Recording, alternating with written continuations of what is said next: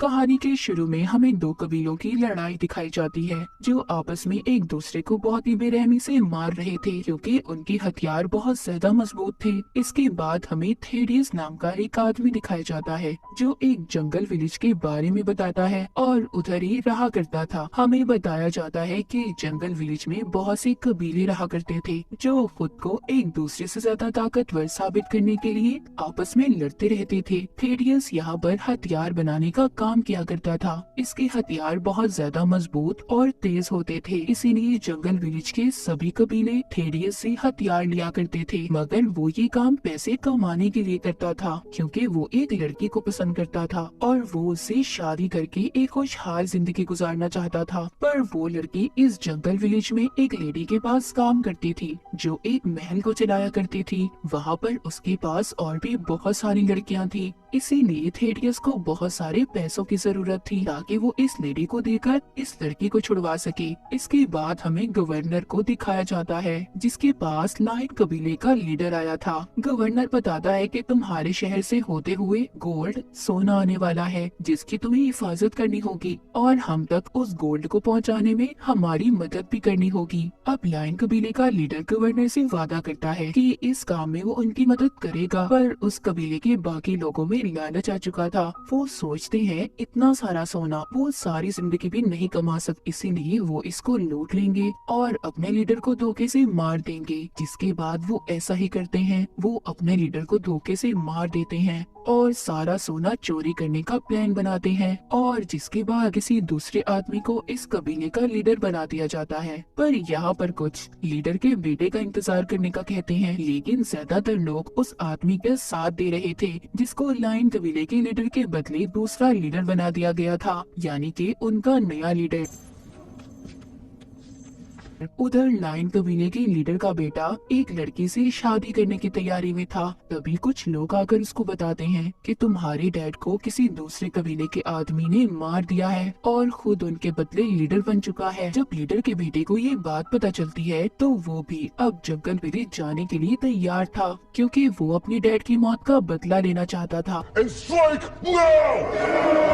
उधर जंगल विलेज में जिस लेडी के पास थेडियस की दोस्त काम किया करती थी, उधर एक आदमी आता है जो अपना नाम जैक नाइफ बताता है। वो उस लेडी से कहता है कि मुझे एक ऐसा कमरा चाहिए जहाँ से सारे शहर का नजारा देख सकूं और साथ ही मुझे 3 लड़कियां भी चाहिए। उसको वहाँ पर एक लड़की भी पसंद आ गई थी जो एक आदमी के पास बैठी थी। वो उसको तंग कर रहा था। वो उस आदमी को मना भी करता है पर वो नहीं हो। आदमी को देखकर तो ऐसा लग रहा था जैसे वो अपनी ताकत के नशे में पागल हो, लेकिन जैक नाइफ उसको एक ही झटके में चाकू निकाल कर उसको बेरहमी से मार देता है। सबको पता चल चुका था कि वो कितना खतरनाक था और इसी वजह से उसका नाम भी जैक नाइफ था। उधर लीडर का बेटा भी जंगल विलेज पहुंच चुका था और वो खाना खाने के लिए एक जगह पर रुकता है, लेकिन वहाँ पर कुछ आदमी अचानक से हमला कर देते हैं। उसे मारने की कोशिश कर रहे थे पर उसके पास खुद लड़ने की बहुत महारत थी और एक ऐसा सूट जिससे उसे कोई नुकसान नहीं हो सकता था। लेकिन उन लोगों का लीडर अब उसको खींचकर बाहर ले आया था,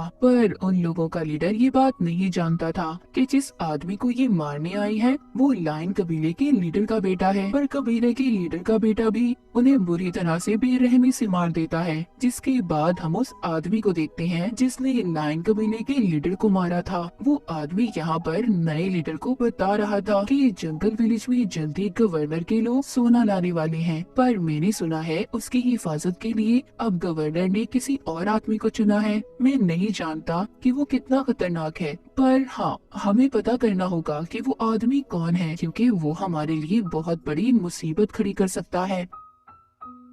जिसके बाद अब इसी कबीले की दूसरी कबीले के साथ लड़ाई हो जाती है, पर लाइन कबीले के लोग उन्हें मार देते हैं। इस कबीले के 2 आदमी लीडर के बेटे के पास गए थे और उसे बताते हैं जो हमारा नया लीडर है वो जंग चाहता है, जबकि जो तुम्हारे डैड थे वो सुकून और शांति चाहते थे। इसके बाद हमें एक आदमी दिखाया जाता है जिसका जिस्म बहुत ताकतवर था, ये कह लो लोहे की तरह था। वो लाइन कबीले के नए लीडर से जाकर मिलता है। उसको नए लीडर ने ही बुलाया था। यहाँ पर हमें पता चल पाता है कि लीडर के बेटे को मारने वाला कोई और नहीं बल्कि लाइन कबीले का नया लीडर था और वो अब इस ताकतवर आदमी को लीडर के बेटे को मारने का कहता है।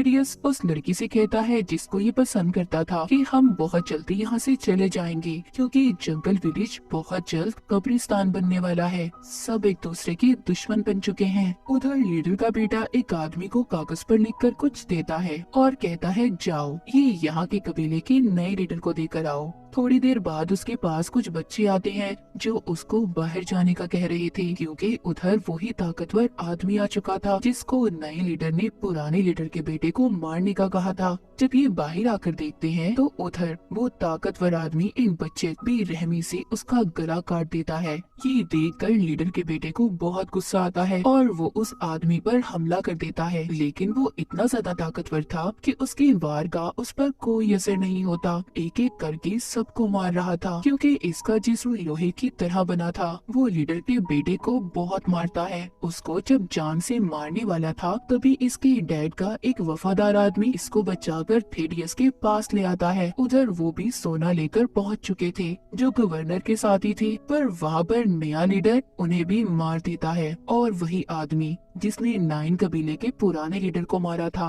वो उसी तरह एक तेजधार जहरीली सुई से उन्हें भी मार देता है। जब गवर्नर को ये बात पता चलती है कि उसका सोना लाने वाले लोग मर गए और उसका सोना चोरी हो चुका है तो गवर्नर वहाँ की आर्मी को ये हुक्म देता है कि मुझे मेरा सोना सारा चाहिए। अगर तुम्हें लगे उसमें से कुछ हिस्सा भी कम है तो मैं बदले में सारे जंगल विलेज को आग लगा दूंगा। इधर थेडियस के पास लीडर का बेटा था जो जख्मी हालत में था। थेडियस उससे माफी मांगता है और कहता है मुझे माफ कर दो, मेरी वजह से तुम्हारे डैड की मौत हुई। वो हथियार मैंने ही बनाया था। वो कहता है मगर अब तुम्हें मेरे लिए मेरा नया सूट बनाना होगा, जिस पर थेडियस उसे हाँ बोल देता है और कहता है हाँ जरूर, मैं तुम्हारे लिए नया सूट जरूर बनाऊंगा। पर किस्मत कुछ और ही चाहती थी। थेडियस को नया लीडर पकड़ लेता है जो उससे पूछता है कि तुमने लीडर के बेटे को कहाँ छुपा कर रखा है, पर वो इन्हें कुछ भी नहीं बताता और इसी वजह से लीडर के लोग थेडियस के दोनों हाथ काट देते हैं। उधर ही बाहर खड़ा जैक नाइफ भी सब देख रहा था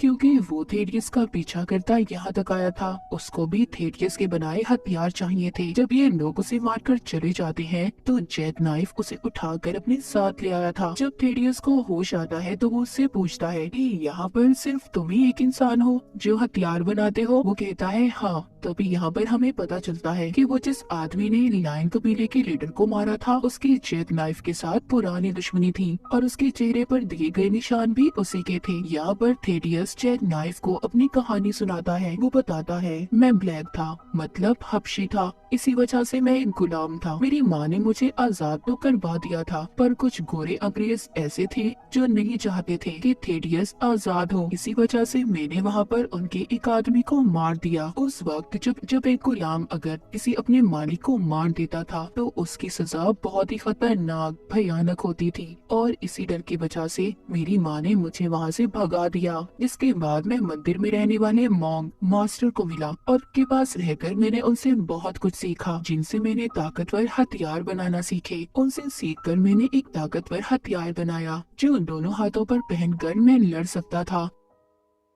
ये बताने के बाद कहानी दोबारा से जैक नाइफ पर आती है जिसके बारे में हमें पता चलता है जैक नाइफ ही वो आदमी था जिसके बारे में गवर्नर ने बताया था। मतलब वो खास वफादार आदमी जैक नाइफ ही था, लायन कबीले का नया लीडर। और वो आदमी जिसने पुराने लीडर को मारा था उसी लेडी के पास जाते हैं जिसके पास थेडियस की दोस्त काम करती थी। वो उनको बताती है कि सोने के पीछे जल्दी गवर्नर तुम पर हमला कर देगा क्योंकि उसे सब कुछ पता चल चुका है, इसीलिए तुम्हें सोने को छुपा कर रखना होगा। वो उनको एक जगह भी दिखाती है जिसको छुपी हुई एक बच्ची देख रही थी। उधर जैक नाइफ अपने प्लान को लेकर बहुत फिक्रमंद था। तभी वहाँ पर वो बच्ची आती है जिसने सोना छुपाने की जगह देखी थी और इनको सब कुछ बता देती है। उधर वो लेडी जिसके पास थेडियस की दोस्त काम करती थी वो प्लान करती है कि सबको मार देगी और सारा सोना खुद रख लेगी। Sex, violence, gold.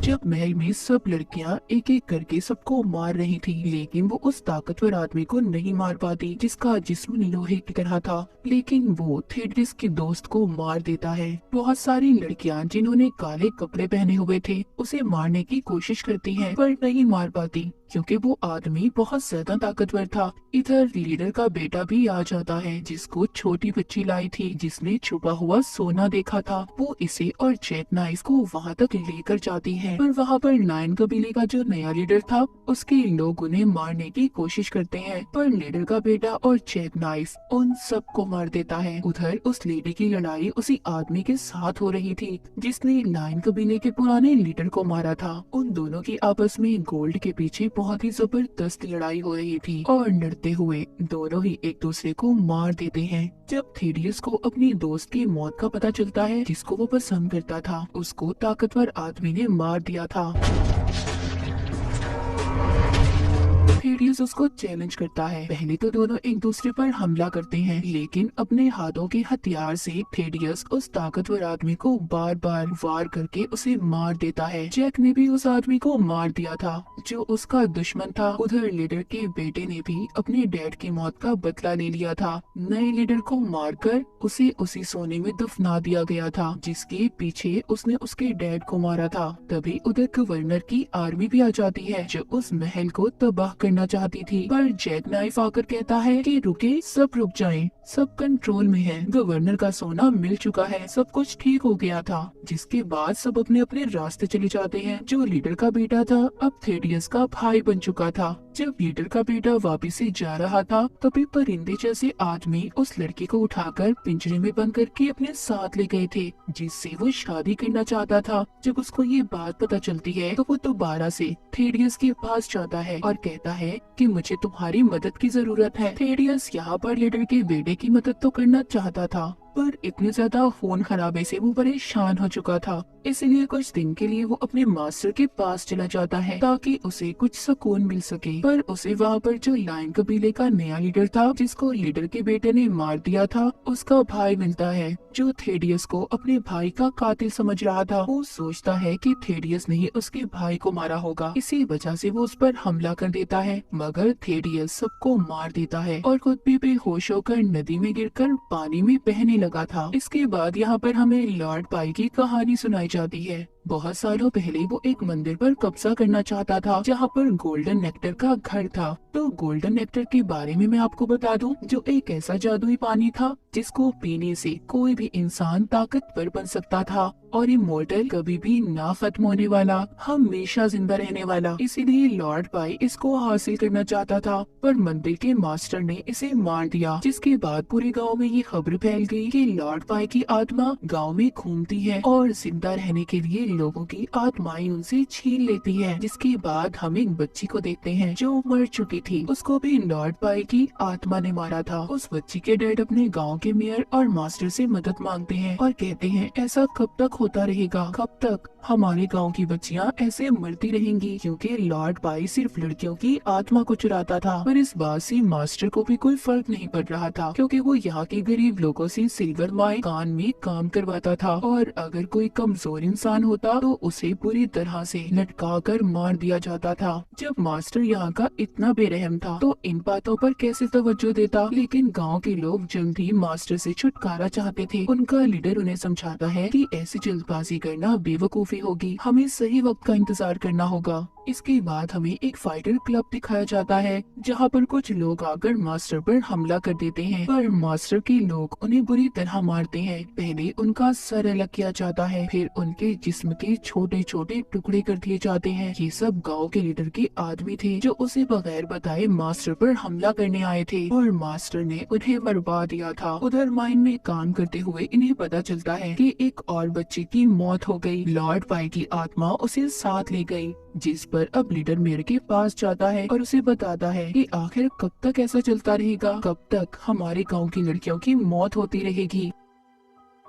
पर मेयर इस बात पर ध्यान नहीं देता और कहता है तुम जानते हो तुम्हारे भाई की फाइट लड़ाई मास्टर से होने वाली है जो बहुत ताकतवर है, तो अपनी फिक्र करो। पर लीडर कहता है मुझे फिक्र करने की जरूरत नहीं और ये कहकर चला जाता है। इसके बाद लीडर वापस घर आकर अपनी फैमिली के साथ खाना खाता है। यहाँ पर जब उसकी बेटी पूछती है तो वो कहता है तुम्हें फिक्र की जरूरत नहीं, बहुत जल्दी सब ठीक हो जाएगा, मैंने मेयर से बात की है। गांव का लीडर ये कहता है कि मुझे तो ऐसा लगता है कि लड़कियों को मारने वाला लॉर्ड पाई की कोई आत्मा नहीं बल्कि कोई और है। उधर फाइटर क्लब में लीडर का भाई मास्टर के आदमी को हरा देता है, जिस पर लीडर अब उससे कहता है मेरे भाई अपना ख्याल रखना, मैं जानता हूँ मास्टर अपनी हार का बदला जरूर लेगा। एक दिन जब नदी के किनारे लीडर की बेटी पानी भर रही थी, उसको थेडियस मिलता है जो पानी में तैर रहा था। लीडर की बेटी उसे लेकर अपने घर आ जाती है, जहाँ पर लीडर जब देखता है तो वो थेडियस को रखने से मना कर देता है, पर उसकी बीवी और बेटी ने उसको बना लिया था। थेडियस का इलाज शुरू किया जाता है। दूसरे दिन गांव का लीडर जब माइन में खुदाई कर रहा था, तभी उधर उसे एक खुफिया रास्ता मिलता है, जहाँ पर उन्हें खास किस्म की चांदी और गोल्डन नेक्टर मिलता है, लेकिन इस बारे में वो किसी को भी कुछ नहीं बताते। थेडियस भी अब होश में आ चुका था। गांव का लीडर उसको गांव के बारे में सब कुछ बताता है, कहता है मैं जानता हूँ द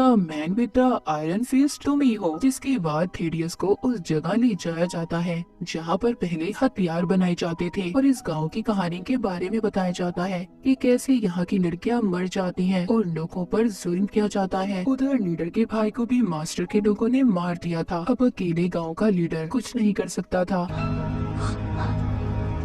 इसीलिए थेडियस के पास जाता है और उसे अपने लिए हथियार बनाने का कहता है। थेडियस उसको मना कर देता है, कहता है मेरी वजह से पहले ऐसे बहुत सारे लोग मारे गए। पर लीडर की बेटी जब उसको समझाने की कोशिश करती है तो वो हाँ कर देता है। वहाँ पर मास्टर के आदमी के साथ गांव के लीडर की लड़ाई होती है, जिसमें लीडर उसको बुरी तरह मारता है।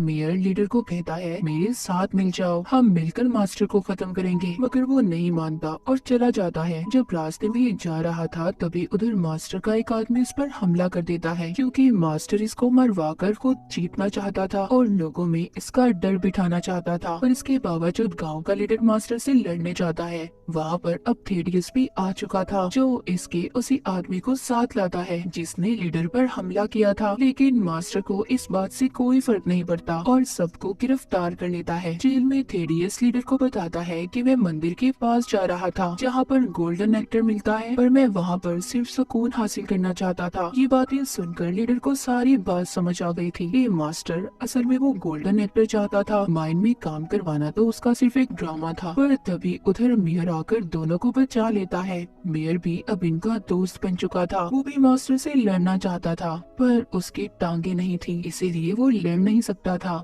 थेडियस उससे कहता है फिक्र नहीं करो, मैं तुम्हारे लिए अपनी तरह टांगे बना सकता हूँ, जैसे मैंने अपने हाथ बनाए सब एक साथ हो चुके थे। इधर ही मेयर के पाँव भी थेडियस ने बना दिए थे, सब एक साथ जमा हो जाते हैं। लीडर को मंदिर के मास्टर बताते हैं कि कुछ सालों पहले लॉर्ड पाई ने भी इसको चुराने की कोशिश की थी, पर वो गोल्ड नेक्टर को नहीं चुरा सका। उसको हमने मारा नहीं था बल्कि उसकी टांगों को काट दिया गया था, जिसके बाद उसको जिंदा छोड़ दिया गया, यानी कि वो अभी भी जिंदा था और उसकी आत्मा की कहानी झूठी थी। अब सब गोल्डन नेक्टर को बचाने पहुंच गए थे। वहां पर जाकर सबकी मास्टर के आदमियों से जंग होती है। यहाँ पर हमें पता चलता है कि मेयर ही असल में लॉर्ड पाई था, जो जिंदा था और अब तक ड्रामा कर रहा था। जो सब लड़कियों को मार रहा था वो कोई और नहीं, यानी कि मेयर ही लॉर्ड पाई था। यहाँ पर भी वो जंग के दौरान लीडर की बेटी की आत्मा को खींच लेता है। लीडर जब ये देखता है तो गुस्से में मास्टर को मार देता है, उसके गले पर तेज धार चाकू चला देता है।